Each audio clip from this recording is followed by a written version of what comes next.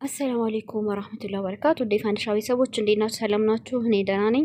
ዛሬ አሳዛኝ ነገር ነው ይዤላችሁ የመጣሁት። ያልሰማችሁ ካላችሁ እንግዲህ አቤኔ ይሄ የ22 ዓመት ወጣት እንግዲህ እንደምታውቁት ቲክቶክ ላይ ወደ 600 ሰው ተከታይ ያለው መካሪ፣ በተለይ እኛን አረብ ሀገር ያለን ሰዎችን በጣም ነው የሚመክረን። የልጅ አዋቂ የልጅ አስተዋይ ዛሬ እንግዲህ ወደ አኼራ ሄዷል። የ22 ዓመት ወጣት ነው። ገና ህፃን ልጅ ነው። ገና ትምህርቱን እንኳን ገና በስነ ስርዓት ጨርሶ ስራ ላይ አይደለም። ያው በራሱ ሚዲያ ላይ ተፍተፍ ይላል እንጂና በጣም አስተዋይ በጣም ብልህ በቃ የልጅ አዋቂ ነበር።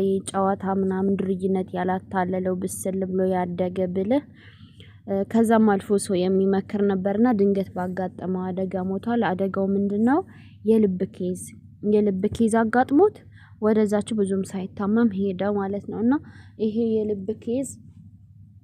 የልብ በሽታ በጣም ብዙ ወጣቶችን እየቀጠፈ ነው። እንደምታውቁ ይሄን ኢቢኤስ ላይ የሚሰራውን ከስንት ቀን በፊት ታውቃላችሁ ቀጥፏል።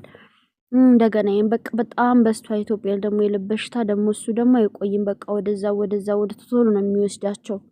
የሚገርማችሁ ከካንሰር በሽታ ይብሳል። ከካንሰር በሽታውን ካንሰር ለምሳሌ ሲታሙ 3ኛ ደረጃ 2ኛ ደረጃ ደርሰዋል። ይሄን ያህል ቀረ ምናምን እንኳን ይባላል። የልብ ደግሞ አይገመትም እንኳን በቃ ጀመር ያደርጋል ወደዛው በቃ ወይስ ግማሾችን ሰውነታቸውን ይነፋፋቸዋል፣ ግማሾቹን ደግሞ ሰውነታቸውን እንዲቀንስ ያደርጋል፣ ወደዛ ይወስዳቸዋል። እሱ እንደምን ነበር ያደረገው? እሱ ላይ ያታየው ኢፌክት ሰውነቱን እየነፋፋው ፊቱን ቤተሰቦች እንዳሉት ሁሉ ነገሩን እየነፋፋው ከዛ ብዙም ሳይቆይ ወደዛ ይኸውዝ በዛሬው ቀን ወደ አኼራ ሂዷል። ኢና ሊላሂ ወኢና ኢለይሂ ራጂዑን። አላህ ለሞላ ቤተሰቡ ሶብር ይስጣቸው። በጣም አስተዋይ እንደዚህ የልጅ አስተዋይ የ22 ዓመት ልጅ ምክሩ ወላይ ጠገም። ቲክቶክ ላይ የማትከታተሉት አላችሁ አይዶን ነው አላቅም። እኔ ምክሩን በጣም ነው የምወደው። ብዙ የሪፖስት አደርጋለሁ ቲክቶክ ላይ ወላሂ ስለ ገንዘብ ስለ ራስ መኖር አዛጋይ በተለይ ስለ ራስ መኖር መጀመሪያ ለራሳችሁ ኑሩ።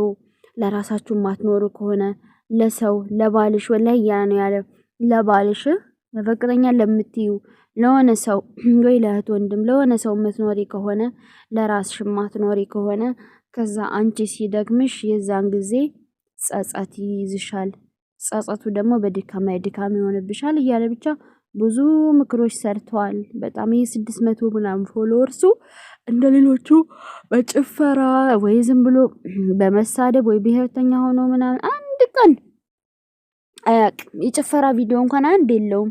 እንዳለ ቪዲዮዎቹ ምክር ናቸው። ከመጀመሪያ ሀብሎ ሲመጣ ጀምሮ ምክር ናቸው። አረብ ሀገር ላለን የትም ሀገር ላለን ሰዎች ውጭ ላለን ሰዎች ሀገር ቤት ላለን ሰዎች ሀተ ለወጣ ሴቶች መክሯ ሴቶች መጀመሪያ የራሳችሁን ነገር ያዙ።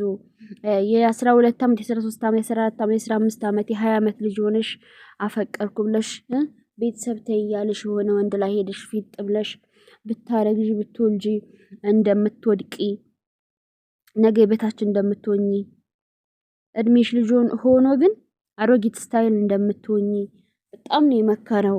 ተማሪዎች ልጆች ትምህርታቸው ላይ እንዲረክዙ ፍቅር የሚባለው ዓለም እንዳይገቡ ትምህርት ጨርሰው ስራ ይዘው ሲበስሉ ስለ ፍቅር ሲረዱ እንጂ ፍቅር እንዳይገቡ አረ ምን ያልመከረው አለ። በጣም ነው የመከረውና ይውላችሁ እነዛ ምርጥ ቪዲዮዎቹን እንግዲህ ትቶ ሞቷል አላችኋለሁ። በመልካም ነገር የሚወሳ ልጅ ነው። እንደው እናቱን አላህ ይሶብራት ወላሂ ላዚም።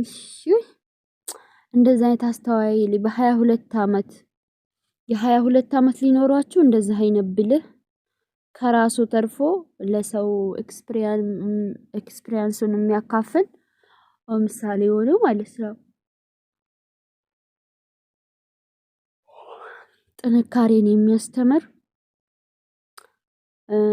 አብዛኛው ልጆች እኮ በ22 ዓመት ልጆቻቸው እኮ ወጣቶች ጋር ሄዶ ተደባድበው እየመጡ እናትን የሚያስከስሱ የ22 ዓመት ልጅ እንደዚህ አይነት አስቦ የሚያደርግ የለም።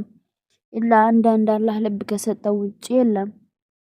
ይሄን ጊዜ እሱ በቃ መላላጫው ሰዓት ነበር። ግን ነው ኮላጥ የሚላላጡት ንየተች በደንብ አድርጎ እያስተማረ ነበረ። እንግዲህ እዚህ ድረስ ነው ህይወትክ ተብሏል።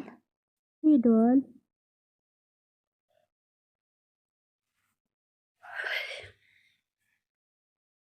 ናይቱን አላህ ይሶብራት። ይሆናል አይደል? አካውንቱን እንኳን ቢያንስ ቢገዟት የሆነ የድሃ ልጅ ምናምን ይመስላል ከንግግሩና አካውንቱን የልጇን አካውንት ማርዳት እንኳን እንትን ባይሉ የልጇን አካውንት ቢዝነስ ማኖች ወይም ቢዝነስ ውመኖች ቢዝነስ ራን እንዲያደርጉበት ቢገዟት አካውንቱ ሀሪፍ ነው። ሀሪፍ እይታ ያለው 600,000 ፎሎወርስ ያለው ነው። ለናይቱ ብር ቢገባላት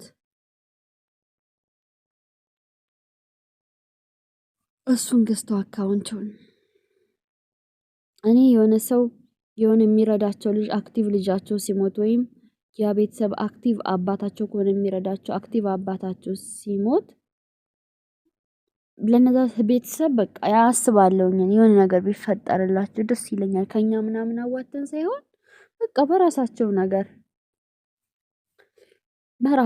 ነገር እንዲያስቡ እንዲያዩተው ይሄም አለ እንዲህ ብለው እንዳይወድቁ ያንን ሰው አጣም ብለው ማለት ነው። ብዙ ጊዜ ልጆች ጎበዝ ወጣት ልጅ ሆኖ ገና ወጣት ቤተሰቡን የሚረዳ እናቴ አባት የሚል ቤተሰብ ረዳት ራሱንም ለመቻል ተፍ የሚል ሰው እኔ ለምን እንደው አላውቅም ብዙ ጊዜ እድሜው አጭር ነው። እና የነዛን ቤተሰብ ደግሞ መርሳት የለብንም። ምርጥ ልጃቸውን ሲያጡ እንኳን አይደለም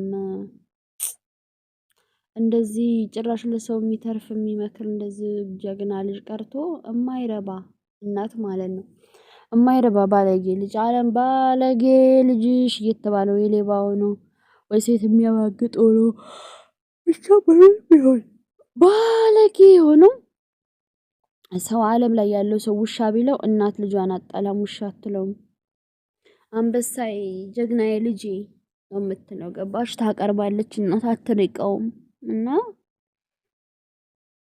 እንደዛ አይነት ጀግና ላይ ደግሞ ስታጣ ደግሞ እናት ሰውት ተስፋ እኮ ነው የጨለመው። እሷ ብዙ ተስፋ ነበራት። ይሄ ልጇ በቃ አድጎ የተሻለ ህይወት እንደሚያኖራት እሱም የተሻለ ቦታ ላይ እንደሚወድቅ ሀብታም እንደሚሆን ገና ድራው ኩራይ ልጆቹን እስከምታይ ብዙ ነገር እናት ምስለው ልጅ ስትወልድ የታወቀ ነው። እሷም ያን ሁሉ ስለነበር በማይንዷ እርግጠኛ ነኝ። አሁን ስታጣ ይዞርባታል። አላህ ይሶብራት፣ አላህ ይርዳት። በዛ አካባቢ ያላችሁ ብታውቁ አካውንቱን እንድትሸጥና ሴቭ እንድታረግ ምናምን ምከሯት። የሚሰራበት ታናሽ ወንድም ምናምን ከሌለው ያለው አይመስለኝም። እሱም ገና ትንሽ ነው ሲጀመር